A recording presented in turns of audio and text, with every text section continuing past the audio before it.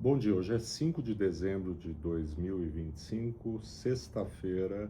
Estamos aqui para mais um Oris Podcast Macro. Eu sou Carlos Caval e ao meu lado nosso economista-chefe, Marcos Demarque. Bom dia, tudo bem, Marcão? Tudo bom, Caval? Então tá certo, vamos lá falar nessa sexta-feira do ator principal dessa semana que está se encerrando, que foi, né, a divulgação do PIB do terceiro trimestre aqui no Brasil. E também o indicador antecedente, né, mais importante antes, né, da reunião do Copom na semana que vem, no dia 10, que vai ser antecedida por algumas horas pela reunião de política monetária do Federal Reserve, né? Então, vamos começar, né, dando o contexto do PIB, que teve bastante informação interessante, né, sobre aquilo que aconteceu no terceiro trimestre, né, e como isso poderá ou não influenciar a decisão de política monetária da semana que vem. Então, quais foram os principais destaques aí da divulgação da quarta-feira? Então, começando pelo começo, né, Caval, o PIB aí avançou 0,1% no terceiro trimestre ante o segundo trimestre, né, foi um crescimento bastante modesto. O mercado esperava 0,2% de crescimento, então, assim, foi ligeiramente abaixo do esperado, mas acho que, de maneira geral, confirmou aquilo que acho que todo mundo estava esperando, né, uma desaceleração da economia, né, especialmente aquilo que a gente chama de segmentos cíclicos, né, aquilo que reage à política monetária, né, acho que você vai fazer algum comentário adicional ali na frente, né, mas só para trazer um pouco mais de número, que como você disse, acho que a parte qualitativa é bastante interessante, né. A gente, né, nós economistas, estávamos muito de olho naquilo que a gente chama do crescimento do PIB, excluindo a agropecuária, né. Por quê? Porque havia, né, a expectativa de que a agropecuária iria apresentar uma retração nesse terceiro TRI, de forma que isso impactaria o PIB no todo, né? Então seria melhor olhar o PIB excluindo essa parte da economia, né? E quando a gente olha o PIB excluindo a agropecuária, o número foi bastante fraco, né? Porque havia uma expectativa de um crescimento de 0,5, né? De meio ponto, de 0,5% na comparação com o segundo trimestre do PIB, excluindo a agropecuária, e foi um crescimento só de 0,1%. Tá? Uhum. Só para ter uma ideia, né? Desde ali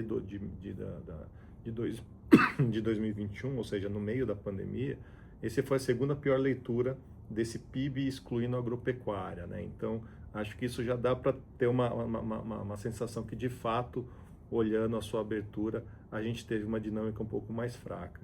Acho que aí a gente vai derivando outras análises, né? Por exemplo, pela ótica da oferta, né? O setor de serviços, que responde por mais ou menos 60% da economia, também avançou só 0,1%, né? Um crescimento bastante fraco, né?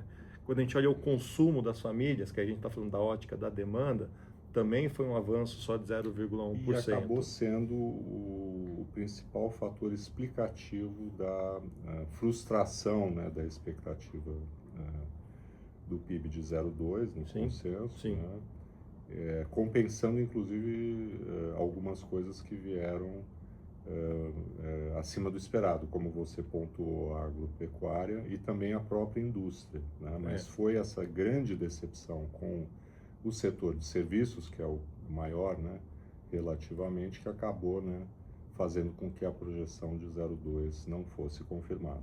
Aí, pegando o filme, né, Caval, a gente teve duas leituras, né, no primeiro e no segundo trimestre desse ano, de expansão de 0,6% do consumo das famílias, e esse 0,1 ressalta, né, essa parte mais fraca.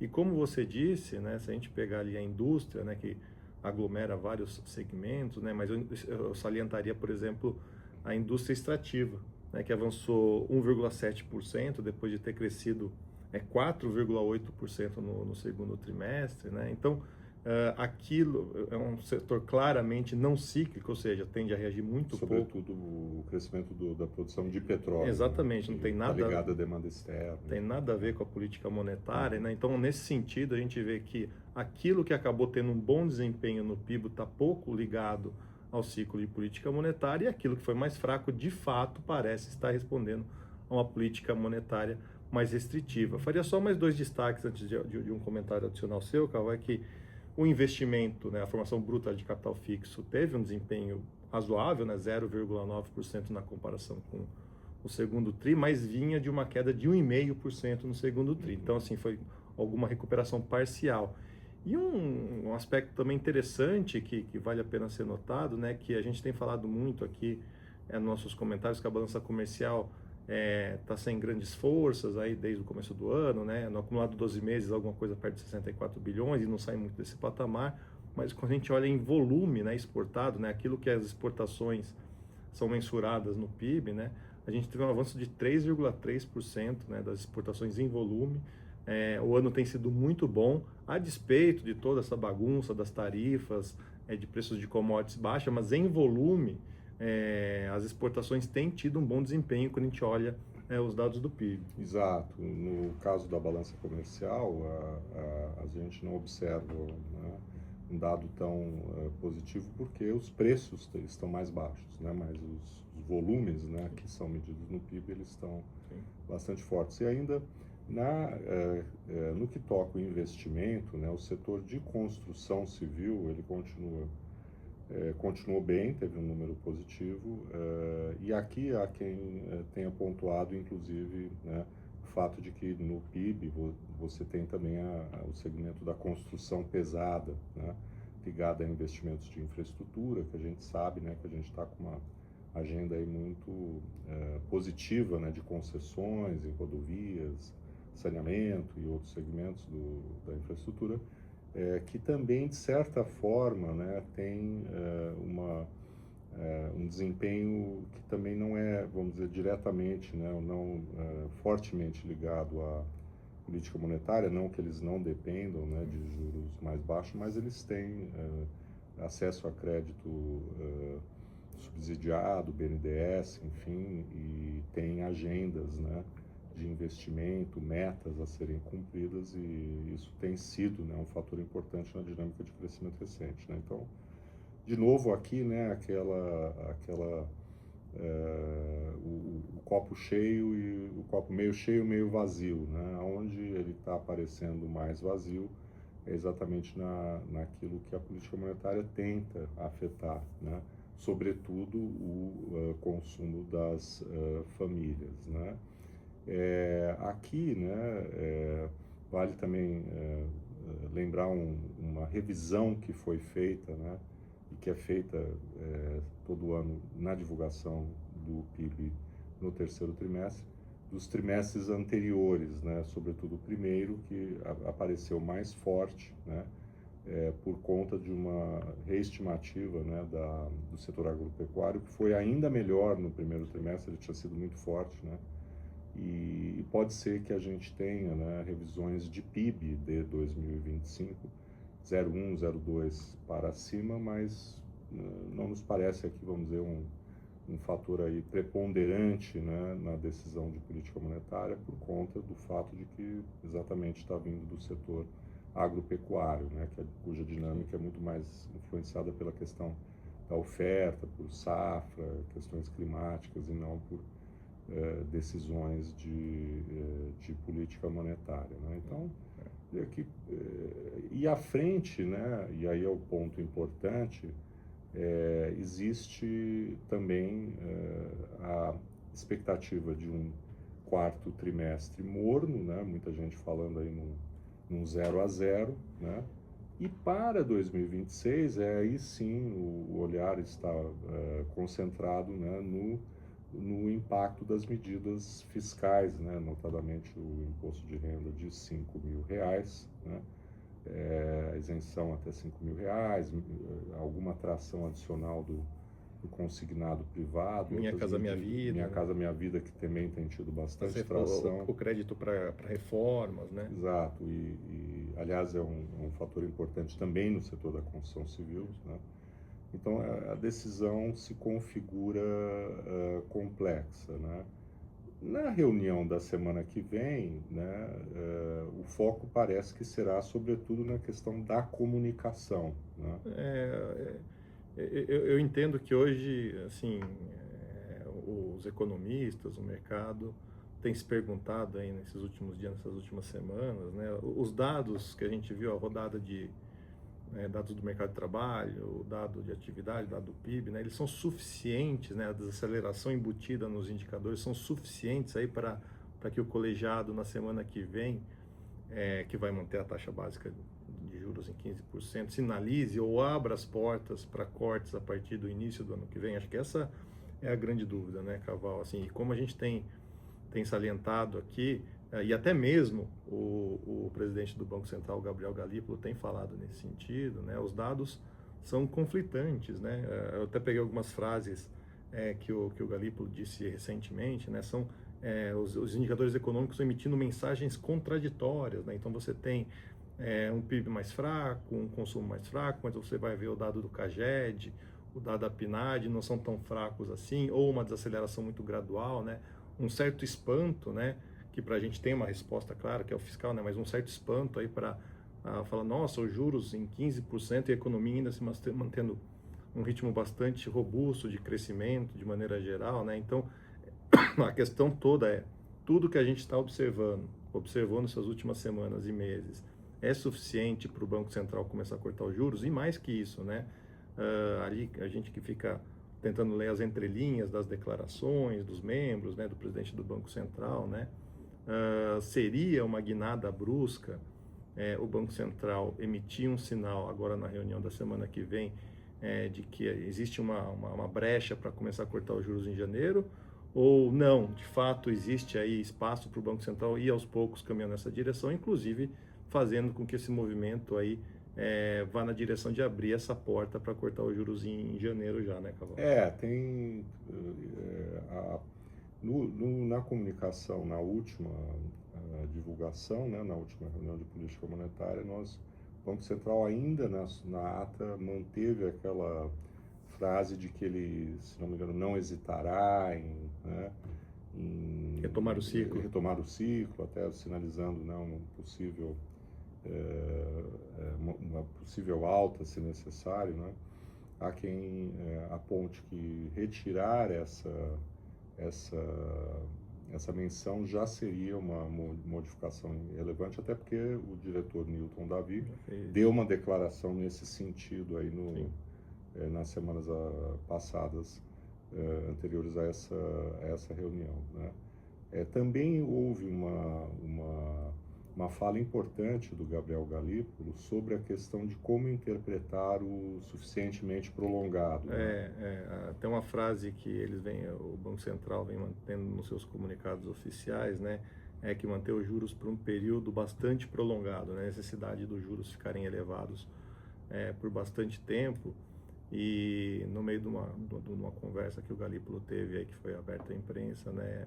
Ele deixou bastante claro que não significa que a cada momento que ele está colocando essa frase, né, dizendo essa frase ou escrevendo essa frase, significa que ele está contratando mais tempo, né, um prolongamento ainda maior do ciclo, né? O que vale contar, o momento que começa o cronômetro a contar, né, é a partir daquele em que ele fez a citação pela primeira vez da frase, né? Ou seja, algumas reuniões atrás. Então, de lá para cá, a gente já transcorreu um período, se é prolongado ou não a gente vai descobrir, mas já decorremos um período bastante importante, né? E a dúvida se é de fato se esse prolongado já aconteceu, né? Se até dezembro, janeiro, seria esse prolongado que estaria na cabeça do colegiado, até mesmo do presidente Gabriel Galípolo. E eu também gostaria de citar que hoje há uma entrevista do economista-chefe do Bradesco, Fernando Honorato, né? Uma pessoa que tem, né, muito destaque, né, dentro dos economistas aí de mercado. O Bradesco, né, uma instituição que tem, né, uma base de dados muito importante ali que subsidia, né, suas opiniões. Ele lembrou uma coisa e acentuando, né, a ideia de que no final o que o PIB mostrou é que há uma desaceleração da economia, né? A questão talvez ela é suficiente na sua intensidade, enfim, que é o grande tema que temos debatido aí recentemente. Mas ele também lembrou, com relação ao estímulo do ano de 2026, né, a isenção do imposto de renda, é que quando a gente fala num valor de 30 bilhões de reais, esse valor ele é composto por, né, a redução de imposto que os beneficiados terão mês a mês, né? Então é um fluxo, né, ao longo do ano. Se a gente dividir por 12, você está falando aí de 2 bilhões e 500 milhões de reais mensais, vamos dizer assim. Então é diferente, né, de o que a gente já viveu, por exemplo, em liberação de precatórios, né, onde você de fato, né, faz um efeito concentrado no tempo, ou quando o governo, em anos passados, ele liberou, por exemplo, recursos do Fundo de Garantia, onde você também, né, tem uma massa, né, de recursos que entra, né, na mão dos consumidores num momento só, né? Então você tem um efeito ali concentrado no tempo, que não seria o caso, acho que foi uma boa lembrança que ele fez, né?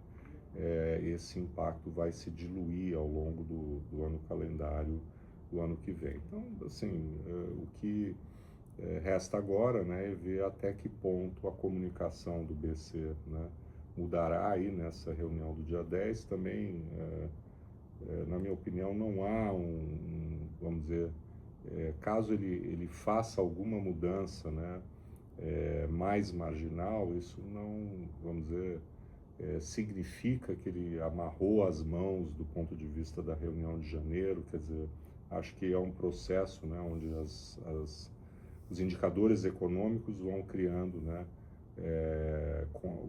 o cenário ideal para o momento de iniciar o ciclo de redução de juros. Caval, eu adicionaria, né, uma reflexão que o próprio Galípolo também fez numa dessas aparições recentes, né, é que o cenário tem se mostrado mais complexo do que o esperado, né? Acho que essa complexidade tende a permanecer, como você disse, né? Vai ter aí uma entrada, um benefício do imposto de renda, né, da isenção a partir de janeiro, mas ao mesmo tempo a gente verifica ali nos dados de crédito um comprometimento de renda extremamente elevado, né? Então, se por um lado você tem um fluxo positivo aí que acaba sobrando um pouco mais na mão da população, a gente vê que aquilo que está destinado a servir a dívida contratada em períodos mais recentes está comendo uma fatia importante da renda do trabalhador.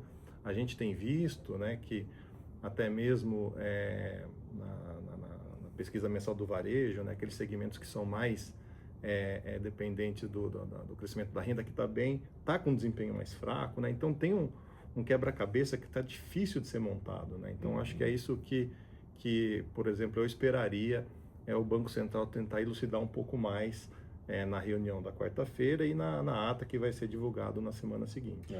E também, né, temos no final do ano, né, a divulgação do relatório trimestral de inflação, né? Então o Banco Central pode, por exemplo, né, atualizar dados sobre ato do produto, né, sobre o grau de ociosidade da economia. Ele pode, né, como muitas vezes faz, acrescentar, né, nesse momento de comunicação, que é o relatório de inflação, que é um estudo, né, bastante técnico, e ele pode também agregar elementos importantes aí com relação à sua ação de política monetária futura no ano de 2026. Mas vamos então, e voltaremos na semana que vem para falar sobre as reuniões de política monetária, incluindo, né, e para encerrar hoje, a reunião do Federal Reserve da semana que vem, que também vai ser bastante importante, não só do ponto de vista da decisão, como também do tipo de comunicação que será feito.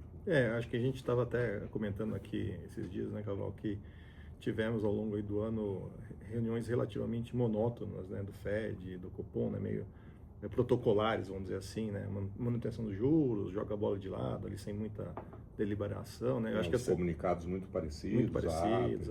A semana que vem tem tudo para ser uma decisão importante no Brasil, com uma mudança de comunicado que traga um pouco mais, faça um pouco mais de diferença. E o FED, acho que até mais, tem mais potencial nesse sentido, né? Porque se a gente pegar, inclusive, comentários que a gente fez aqui nos nossos podcasts, né, nas últimas 3, 4 semanas, havia se criado uma dúvida, né, de que o FED iria cortar ou não os juros agora em dezembro, e depois aí de algumas entrevistas ao longo das semanas mais recentes, de membros importantes do FED, né, destacaria o John Williams, né, que é o presidente do FED de Nova York, de que ainda vê espaço para redução de juros nos Estados Unidos, né? Outros pesos pesados, né, do colegiado do Fed também indo nessa direção, né, meio que sacramentou o corte de juros agora na reunião da semana que vem. Tanto é que hoje o mercado atribui uma probabilidade de 95% de que aconteça um corte de 25 pontos base, né? Um ponto que também teremos as revisões das projeções econômicas do Fed, que vai ajudar a balizar um pouco mais o cenário, né? Mas um ponto que eu tenho levantado, né, e a gente observou na última reunião, né, a gente teve dissidências, né? Gente que votou para cortes mais profundos né, dos juros nos Estados Unidos e gente que votou pela manutenção da taxa básica, né? E aí o que eu estou tentando ver como que vai ficar a semana que vem, a gente vai entender só na quarta-feira, obviamente, né? Se o Powell, o presidente do Fed, coloca seu peso e fala para o colegiado, vamos fazer uma última redução e daqui para frente, a partir do ano que vem, para fazer novas reduções, precisaria acontecer algo novo, significativo, ou se o Powell, né, deixa tudo meio que solto, né, deixa cada um votar conforme a cabeça de cada um, né? Acho que a gente que acompanha o Fed há bastante tempo, né, a gente vê que ao longo dos anos, né, em certos momentos, né, a autoridade, né, o presidente tende a fazer um acordão com o colegiado, né, para falar vamos nessa direção e a partir daqui vamos examinar um pouco melhor os dados. Acho que a gente tem tudo para ver alguma coisa nessa direção, Caval. E também, né, a decisão continua se dando num ambiente, né, do ponto de vista das informações que não é ainda ideal, né? Hoje, né, como é a primeira sexta-feira do mês de dezembro, né, haveria a divulgação, né, do relatório de emprego, payroll, né, que foi adiado para a semana que vem, posteriormente à reunião, né? Então, na semana que vem já poderemos inclusive comentar, né, além disso, a divulgação do payroll na sexta-feira de manhã. Então falta, né, essa peça importante do quebra-cabeça que não vai, né, ser divulgada antes da reunião. Então a expectativa, né, é mais um corte. Vamos ver em que medida, né, eles sugerem, né, uma posição mais conservadora a partir de então.